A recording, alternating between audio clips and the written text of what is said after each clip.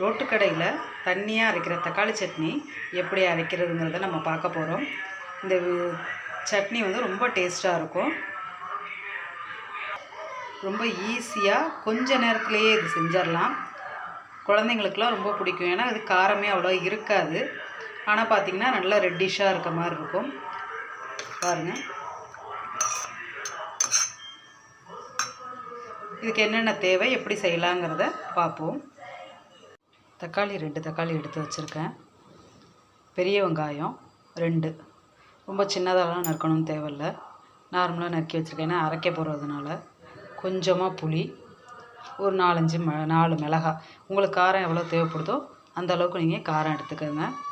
அடுத்து இதில் கொஞ்சம் உப்பு, கருவேப்பிலை கொஞ்சோண்டு தாளிக்கிறதுக்கு எடுத்துக்கலாம், கொஞ்சம் போட்டு அரைக்கிறதுக்கும் வச்சுக்கலாம். இதுதான் வந்து தக்காளி சட்னிக்கு தேவையானது.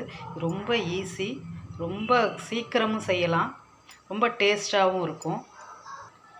இது எல்லாத்தையும் நம்ம மிக்ஸி ஜாரில் போட்டு அரைச்சிட வேண்டியது தான்.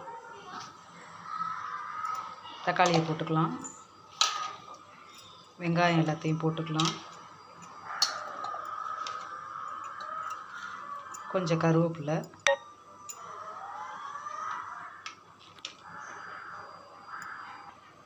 மிளகாய்,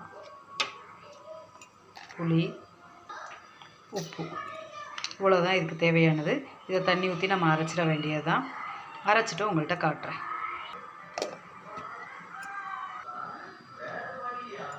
அரைச்சாச்சு, நல்லா நைஸாக அரைச்சாச்சு பாருங்கள். அவ்வளோதான். இதில் இனி நம்ம தாளித்து கொட்டிட்டு எடுத்து வைக்க வேண்டியதான்.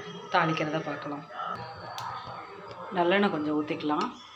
நல்லெண்ணெய் ஊற்றி தாளித்தா நல்லா வாசமாகவும் இருக்கும், டேஸ்ட்டாகவும் இருக்கும். எண்ணெய் சூடாகட்டும்.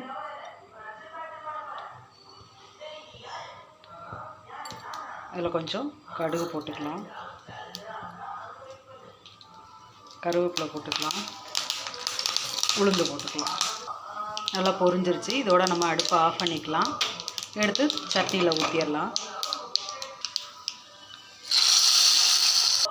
அவ்வளோதான். இப்போ காரசாரமான ரோட்டு கடையில் வைக்கிற தக்காளி சட்னி, தண்ணியான தக்காளி சட்னி ரெடி ஆகிருச்சு